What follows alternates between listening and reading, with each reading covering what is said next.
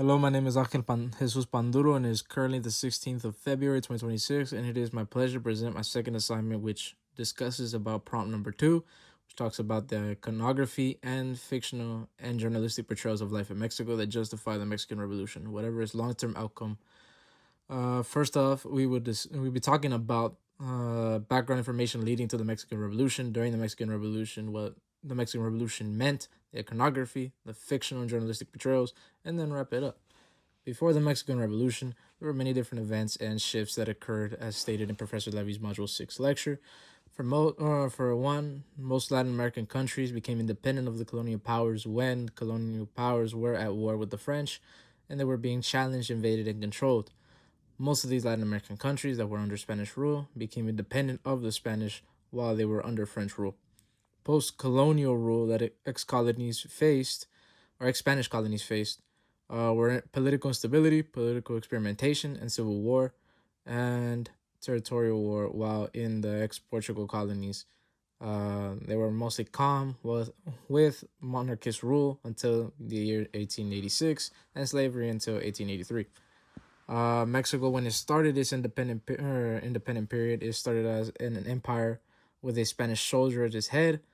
Then was followed by years of president after president, with about 33 presidents in as many years. A war with the U.S. where Mexico lost Texas and half its northern territories, and ended off European invasion in 1863 that saw an Austrian prince becoming emperor of Mexico until 1864, when presidential rule was finally reestablished and maintained. During the Mexican Revolution, there was one, economic inequalities that the poor suffered.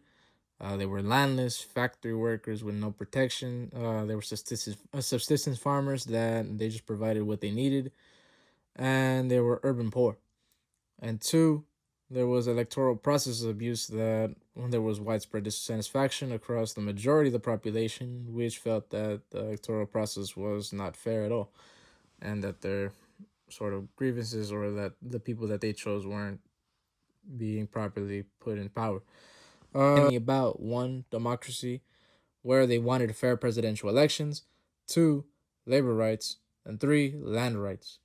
The revolution began in 1910 when Francisco Madero opposed Porfirio Diaz, who had been in power for over 30 years, said he was thinking about stepping down in the 1910 election.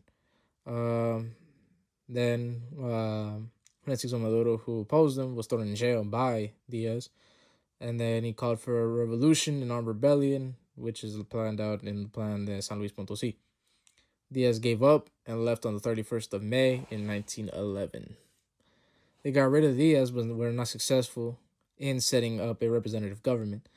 This had people like Zapata and Victoriano Huerta, who had different plans or represented other people, responses to the civil unrest and called for change. The Mexican Revolution lasted as long as it did because of the questions of who would rule, who counts, votes, the electoral organization, land redistribution, power vacuums, and the question of orderly transition or immediate satisfaction of material objects and / demands, as shown in the lecture that Professor Levy stated it.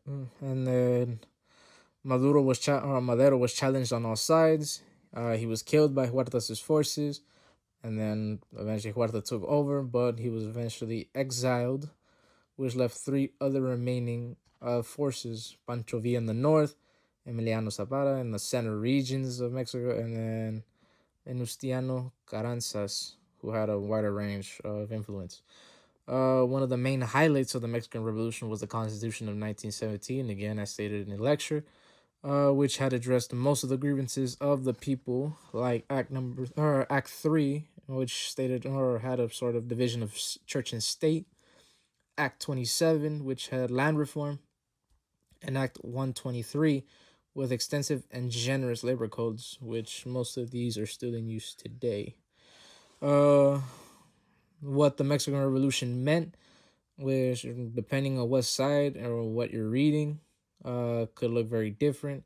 Either one represented a radical shift in the peasants' and workers' rights, if you read the Constitution, or if you read or if you look at the number of rates of land redistribution, cooptation of labor unions, enforcement of labor rights as it pertains to the workers, and socioeconomic welfare indicators, it is sort of saying the more the things that you change, the more they sort of stay the same. Because you might have changed a lot of things, but nothing really happened. Um, and so, yeah, as stated again, based on the lectures. So depending on what your views, that you already have and sort of what you're reading about the Mexican Revolution, it sort of comes back to the idea of whether it's either radical shifts or sort of failure in making a difference in those years after the revolution. Uh, During the time, there were many images taken and murals painted by many famous artists like Diego Rivera, David Alfaro Siqueiros, and Jose Clemente Orozco.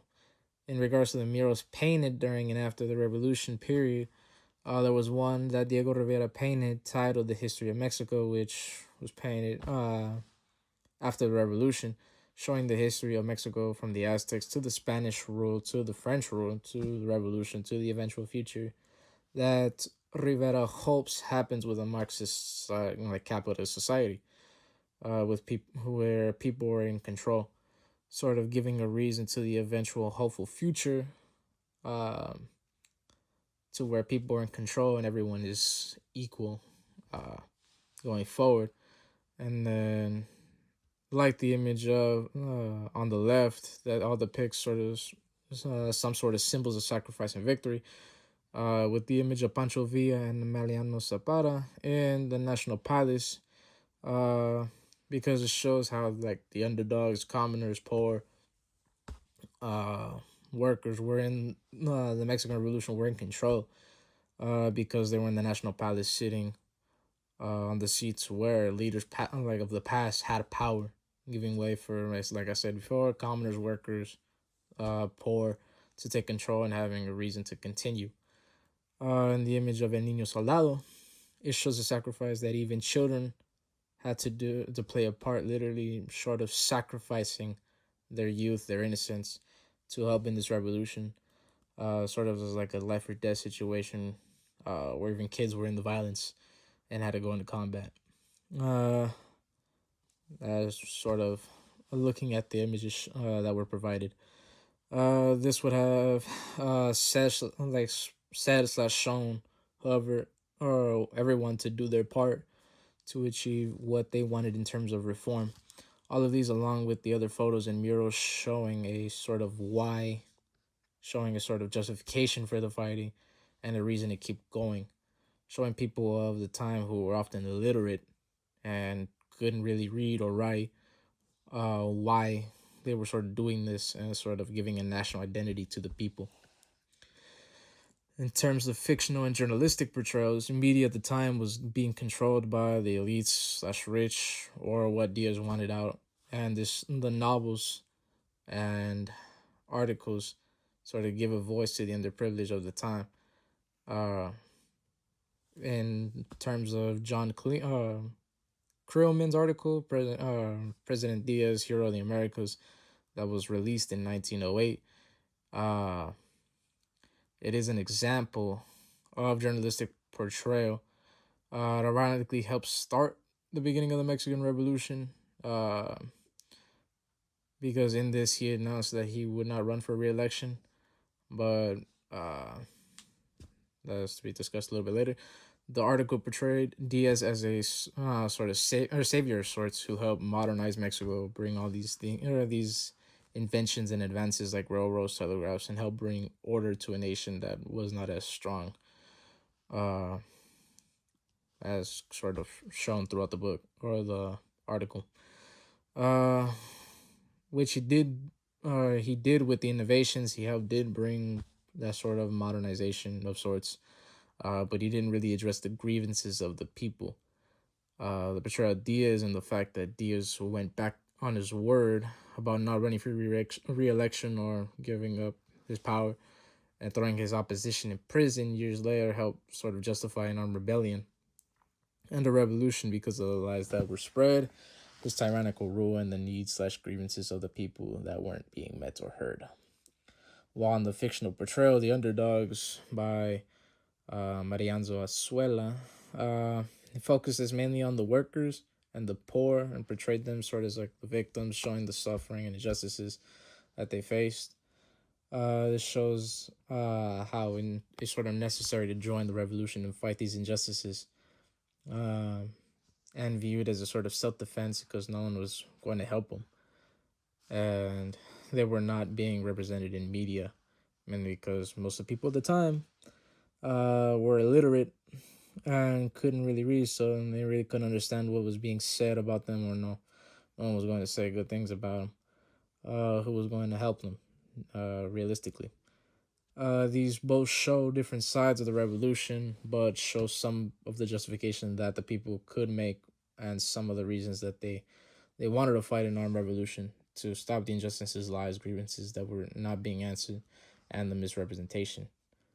I would like to just say thank you for your time and attention, and show the picture to my left of Pancho Villa giving a thumbs up using AI and for your amusement. Thank you.